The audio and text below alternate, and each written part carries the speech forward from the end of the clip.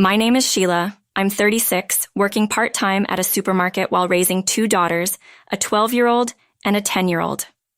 We live as a family of four with my husband, Tommy. Life was comfortable and happy. I genuinely believed our peaceful days would continue as I watched my lovely daughters grow. One evening after dinner, and once the kids were in bed, Tommy, with a drink in hand and a serious look, began to speak. "Got a call today. Looks like Aaron's getting a divorce," he said. I was taken aback by the sudden news. "Wait, Aaron's divorcing?" Aaron is Tommy's younger sister, I recalled. She got married about 7 years ago and has a 5-year-old child. That's a young kid. Is she going to be a single mom? It seems like it. Apparently, her husband had some hidden debts and she decided to divorce him quickly, Tommy explained. "That's tough," I replied sympathetically. "Yeah, and she's planning to move nearby next month. She'll probably need some help, so I was hoping we could be there for her without hesitation," Tommy suggested. I nodded in agreement. Divorce is hard enough, let alone raising a child alone. Having raised kids myself, I deeply understand the challenges.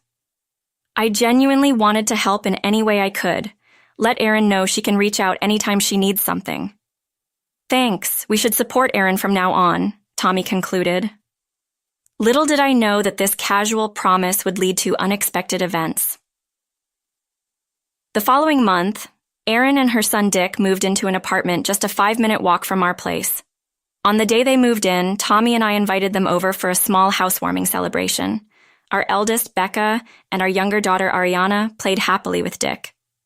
"Erin, you've been through a lot," I said empathetically. Erin replied, chugging her beer. "Honestly, marriage isn't worth it. If it weren't for Dick, I wouldn't have married that awful man. I regret it." I was a bit shocked she'd say that in front of Dick, but figured the stress and alcohol played a part. Erin always spoke her mind. I remember when I first met Tommy's family. She bluntly said, "Really, Tommy, you chose someone so plain. Did you settle?" I froze in shock when she said this to my face, but back then, Tommy's dad scolded her for her words. "Erin, if you ever need anything, just tell me," Tommy confidently told her. "Thanks. I knew moving close to you was the right choice. I thought about going back home, but Dad can be too strict. And I didn't want to feel suffocated," Erin explained. I remembered that Erin and Tommy's dad didn't get along well. It wasn't hatred, but more of Erin feeling overwhelmed by his strictness. "If you ever need anything, just call. We'll be there in a heartbeat," Tommy assured. I added, "Yes, please let us know if you need help." But deep down, I felt a twinge of unease. I had this nagging feeling that we might be taken advantage of, and my intuition wasn't wrong. The day after Erin moved in, as I was preparing dinner, the doorbell rang. "Becca, can you get the door? I'm in the middle of something," I asked my eldest, who was watching TV. "Mom, it's Aunt Erin and Dick," Becca informed me. I paused my cooking, wondering if something had happened. When I reached the door, Erin said, "Hey Sheila, I'm really short on cash right now. Can we join you for dinner?" Taken aback, I replied, "I'm sorry, but I wasn't prepared for extra guests tonight." "But you said we could come over anytime we're in trouble." She looked at me with a slightly annoyed expression. "I did say you could come over, but not without a heads up," I clarified. Just then, Tommy came home from work. Upon hearing the situation, he said, "Erin's going through a lot. Let her have a good meal here." So, I decided to order delivery for Erin and Dick. After dinner, they even took showers at our place before leaving. "Erin, we need some notice before you come over. Can you let us know in advance next time?" I asked as she was leaving. Before Erin could respond, Tommy interjected, "Hey Sheila, Erin's struggling raising a child on her own. Don't be so cold." He then turned to Erin. "You don't have to worry about anything. You can always rely on us." "Thanks, Tommy." "Sheila, I'll be counting on you a lot from now on," Erin said appreciatively. True to her word, Erin started coming over almost daily. She'd have dinner, take a shower, and leave. When I suggested she shower at her place, she'd say, "It saves on utilities." Considering her divorce was due to her husband's debts, maybe she's become overly frugal. But this was beyond common sense. I decided to discuss it with Tommy. Our daughters are getting affected by Erin's frequent visits. She leaves Dick with them and just watches TV. They can't even watch their shows because they're busy with Dick. I've told her multiple times to take care of her son, but she doesn't listen. Can you talk to her? She's struggling raising Dick alone. Let her relax here. When I said that, Tommy turned away as if to say that this was the end of the conversation. In the first place, it's Tommy's fault that she's doing whatever she wants in our house. I, too, was raising kids. Tommy only acknowledged Aaron's struggles, taking my efforts for granted. Speaking of parenting, I'm raising kids every day, too. It's just as tough for me, but Tommy only talks about her struggles and takes for granted what I, his wife, do. He doesn't seem to appreciate me. Honestly, Tommy frustrates me. When I suggested to Tommy considering our daughters, can we limit Erin and her child's visits to just the weekends? Tommy reluctantly agreed, saying with a sour face, "You can be surprisingly unpleasant. Fine." But when she stopped coming over, Tommy started visiting her apartment almost daily. Almost every weekday, Tommy stays at her place. Our daughters ask, "Isn't Dad coming home again today? Did you two have a fight?" It's strange for a dad not to come home 5 days a week without a work reason. I couldn't take it anymore and called Tommy's cell. "Where are you right now?" "I'm at Aaron's. I was just giving Dick a bath." Tommy said it as if it was the most natural thing. Come to think of it, Tommy never bathed our daughters. I reached my limit and decided to have a serious talk with Tommy that weekend. Our daughters are getting anxious with him only coming home on weekends. I don't want to create a rift between us, so please reduce your visits. Tommy replied, "Fine, then you make meals for Aaron and Dick. Deliver 3 meals a day. Aaron is too busy to cook. Help her out." Hold on. Isn't Aaron unemployed? I can't imagine she's too busy to cook. I couldn't help but push back against Tommy's shocking suggestion. Tommy then said, "Aaron is still healing from her divorce. It's sad that you're cold to her too." My distrust of Tommy, who overly sides with his sister, grows. Delivering 3 meals a day is impossible. You might not realize, but I wake up at 5:01 a.m. to handle house chores. If I have to prepare 3 meals for 2 people, I'd have to wake up 2 hours earlier. "Just wake up at 3:00 a.m. then," Tommy retorted. "What are you saying? Waking up at 5:00 a.m. and going to my part-time job is already tough. Don't act high and mighty over a part-time job. You probably don't work that hard. Stop joking. It's absolutely impossible. Maybe you're the one joking. Maybe we should divorce." I was shocked by Tommy's sudden mention of divorce. "What do you mean by divorce? If you can't listen to me, then we should divorce," Tommy said.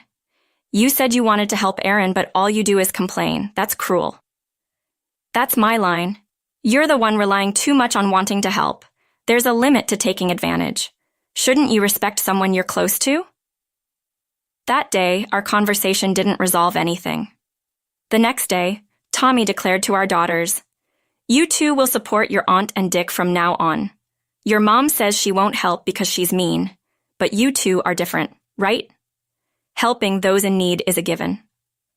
Our daughters looked stunned by their father's outrageous statement. "Becca and Ariana, after school, go straight to your aunt's, help with shopping and dinner. Don't come home until you finish helping. Got it?" I couldn't believe it. Was Tommy planning to use our daughters since I refused? Our daughters responded, "Dad, you're being weird. We don't understand. Mom, we're leaving." Even they couldn't agree with their father's absurd statement. Tommy told me, "Tell the girls too, since you won't help Aaron, it can't be helped." What does he mean by "it can't be helped"? My anger reached its peak and I came up with a plan that day. I quickly changed my part-time job shift and visited Tommy's parents' home. "Oh, Sheila, what brings you here so suddenly? Sorry to bother you on your day off, father-in-law." I took a deep breath to calm myself, but tears started to flow. "What's wrong? Did something happen?" "Yes, something very hurtful and sad. I told father-in-law everything.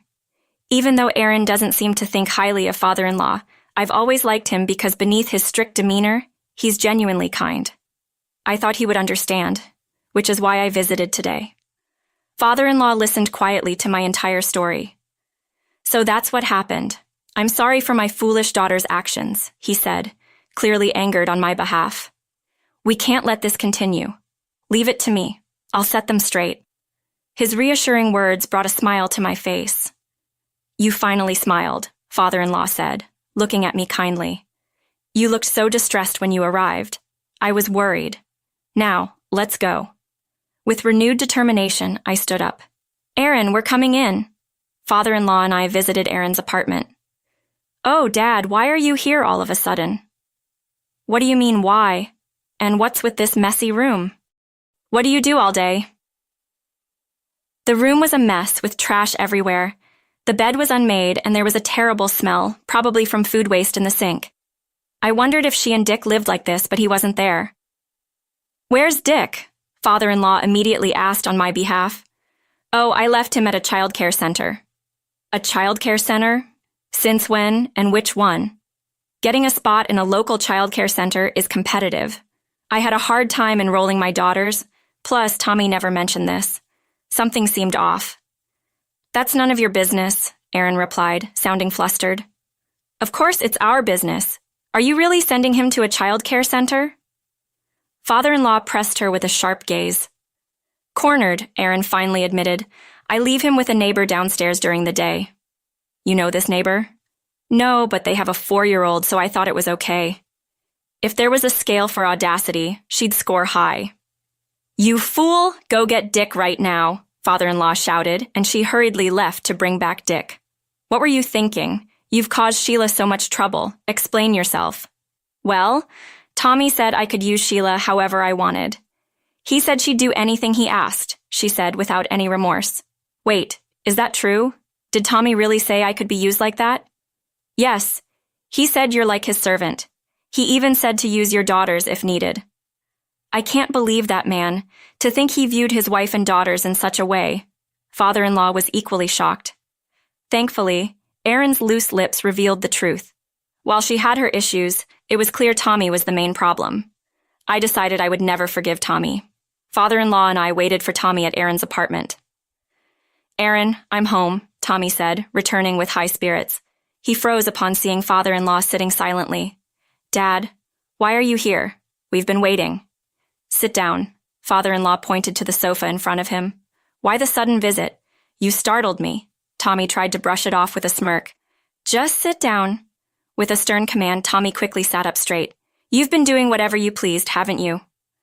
Tommy glared at me upon hearing father-in-law's words. You ratted me out to Dad. Shut up. Both you and Aaron are out of line. But Tommy and his sister were clearly intimidated by their father. It's evident they're genuinely afraid of him. Sheila, what do you want to do moving forward? Father-in-law asked me calmly. I had already made up my mind. Actually, the girls are currently at my parents' house.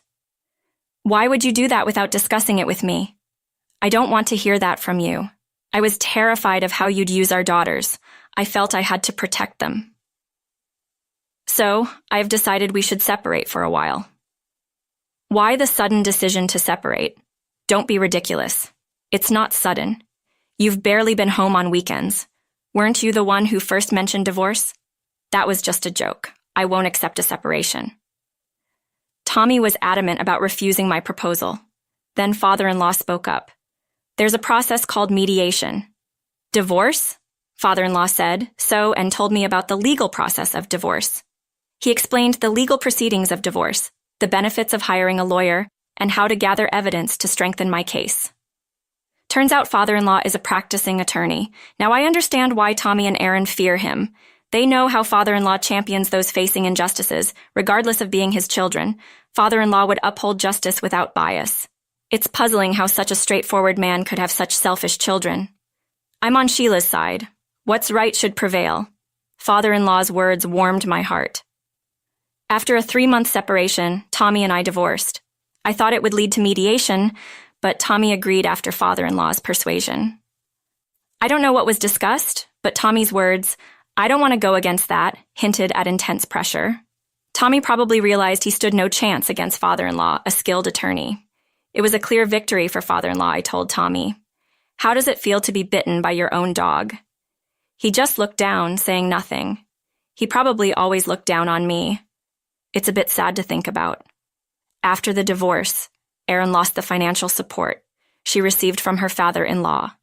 You can't always rely on others. If you need money, work for it. When you think of someone else, you can overcome any hardship. Inspired by her father-in-law's words, Erin started working part-time and is now raising Dick with determination. After the divorce, I changed jobs from a part-time job to a full-time employee. I wanted to provide a better life for my daughters. It was challenging to find full-time employment initially, but that frustration drove me to improve my skills. I now see my divorce from Tommy as a blessing in disguise. I still have a good relationship with my father-in-law. My daughters adore their grandfather, sharing their achievements and gifting him with things like music boxes they made at school. Father-in-law is irreplaceable to me. I cherish our relationship and feel fortunate to have such a respectable father-in-law by my side.